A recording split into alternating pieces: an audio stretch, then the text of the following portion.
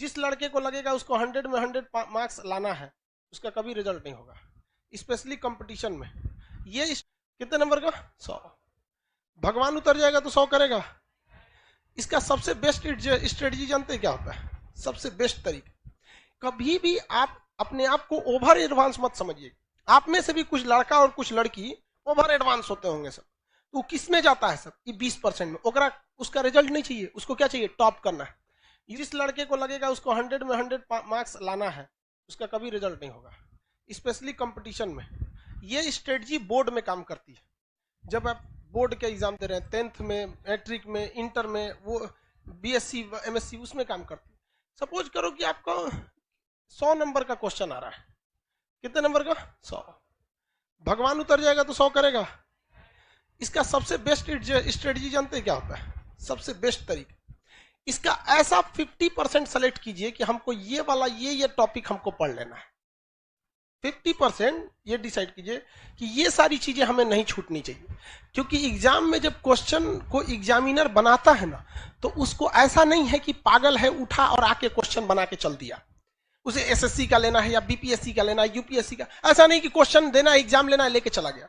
उसके लिए भी कुछ रूल एंड रेगुलेशन होते हैं, उसके ऊपर भी कुछ होता है। जैसे स्टूडेंट्स के लिए एक सिलेबस होता है एग्जाम देने का, वैसे ही एग्जामिनर के ऊपर एक सिलेबस होता है क्वेश्चन सेट करने का पैटर्न, जिसमें वो 50% एवरेज क्वेश्चन सेट करता है, जिसके लिए बहुत खास मेहनत की जरूरत नहीं है, केवल सिंसियरिटी की जरूरत है।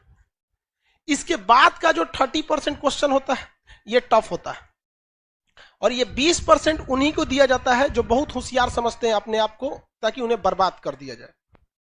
ये 20% क्वेश्चन किसी कीमत पे आपसे नहीं हो सकता है। देखो बहू, ये 20% कब हो सकता है? बोर्ड के एग्जाम में। बोर्ड के एग्जाम में आप 100 में 100 करो। लेकिन जिसने यहां सोच लिया, आप कभी कभी देखते होंगे कुछ क्वेश्चन को हम बड़ा सीरियसली बताते होंगे, किसी क्वेश्चन को बता के इग्नोर कर देते हैं, अरे हटा यार। जानते हैं किसको? ये 20% वाले। रीजन क्या है कि आपको हर एक सब्जेक्ट देखना है। हम ये 20% भी बढ़ा सकते हैं, लेकिन फिर दिक्कत क्या होगा? फिर आपसे रीजनिंग गया काम से, आपसे इंग्लिश गया काम से, मैथ गया काम से, सब चीज चौपट होने लगे। तो आपको क्या बनना है? जर्नलिस्ट बन रहा है, स्पेशलिस्ट नहीं बनना है। हमारे लिए क्या जाता है? हम तो पूरा लिखवा देंगे, पूरा ले सोच एक को राजवंश, तो कुछ नहीं छोड़ेंगे। लेकिन फिर भी हम क्या करते हैं? कोशिश यही करते हैं कि कम से कम ये वाला तो ससुरा किसी कीमत पे ना छूटे, ये वाला नहीं छूटे। रिजल्ट यही दिलाता है। जिनका कमांड इस पर हो गया, उनका रिजल्ट हो जाएगा। इसको कभी नहीं देखना है। इवन मैथ में देखिएगा क्या होता है। हम तो मैथ के टीचर नहीं हैं जो हम आपको मैथ के बारे में समझाएं, लेकिन लड़का को कभी कभी देखते हैं। एक लड़का यहीं के लाइब्रेरी में कभी कभी चले जाते हैं हम भी, एक बार रात में देखे लड़का सीजीएल की तैयारी कर रहा था, कैट का मैथ बना रहा है। मतलब क्या कर लोगे यार? 20% वाले में जाओगे, इसमें जाओगे ना, 100 में 100 लाओगे यहाँ पे, बाकी इंग्लिश चौपट होगा। फिर टीयर 1 में रीजनिंग और जीएस चौपट हो जाएगा, रीजनिंग चौपट हो जाएगा। तो कभी भी आप अपने आप को ओवर एडवांस मत समझिए। आप में से भी कुछ लड़का और कुछ लड़की ओवर एडवांस होते होंगे सब, तो किस में जाता है सब? ये 20% में। ओकरा उसका रिजल्ट नहीं चाहिए, उसको क्या चाहिए? टॉप करना है। यूपीएससी में एक लड़की थी, श्वेता सिंह करके, ऐसे वो पीटी एग्जाम के कट ऑफ से केवल 1 नंबर ज्यादा पाई थी।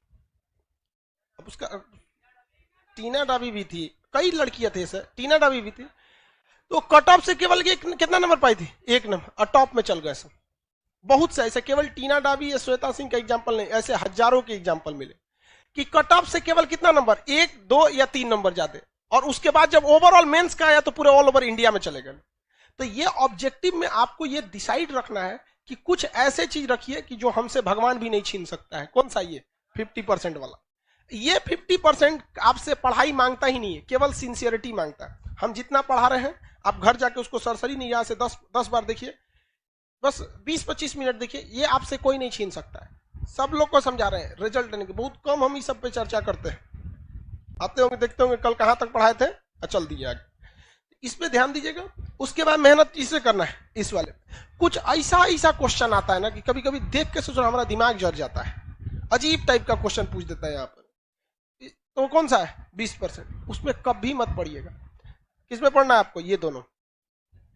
ये तो सब लोग को आता है मार्क्स। कोनो एग्जाम में बैठिएगा, आपको ऐसा थोड़े 0 पाके आइएगा, लगभग तो इतना ही आएगा। इस सब में ध्यान से लेके पढ़ना है।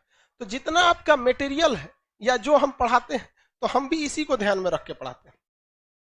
जब आप यहां तक पढ़ाई कर रहे होते हैं तो यहां बहुत मजा आता है, जब इसमें घुसते हैं तो थोड़ा दिमाग लगाना पड़ता है, और जब इसमें घुसते हैं तो बोरिंग लगने लगता है।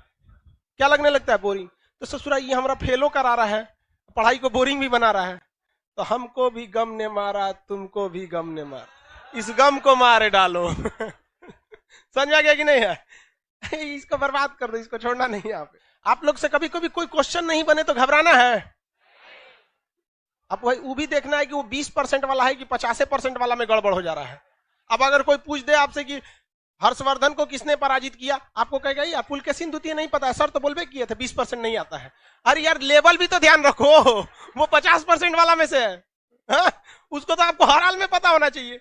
तो ये नहीं कि नहीं आ रहा है तो सबको 20% वाले में डाल दे, उसका एक लेवल होता है। अब वो आप भली भांति समझ जाएंगे, पता ही नहीं चलेगा तो कौन सी है। यहाँ कुछ अजीब टाइप का पूछ देता है यहाँ पे, ऐसे लोग को नहीं ध्यान देना। जैसे पूछेगा हर्षवर्धन के समय आसाम का राजा कौन था, नहीं का मतलब बनता है। अगर आप इस क्वेश्चन को बनाते हैं तो जेन्युइन बात है कि अगर पूछ दिया कि हर्षवर्धन के समय आसाम का राजा कौन था, तो इसकी भी संभावना है वो पूछेगा उस समय म्यांमार का राजा कौन था, या फिर दक्षिण भारत का राजा कौन था, पंजाब का कौन था, पाकिस्तान में कौन था, चीन में किसका शासन था। तो अगर ऐसे क्वेश्चन को पकड़ेंगे तो फिर लपेट लीजिए पूरा अच्छा से। तो आपको ध्यान ये नहीं रखना है कि पढ़ना कितना है, डिसाइड ये करिए पढ़ना क्या है, बस इसमें ध्यान।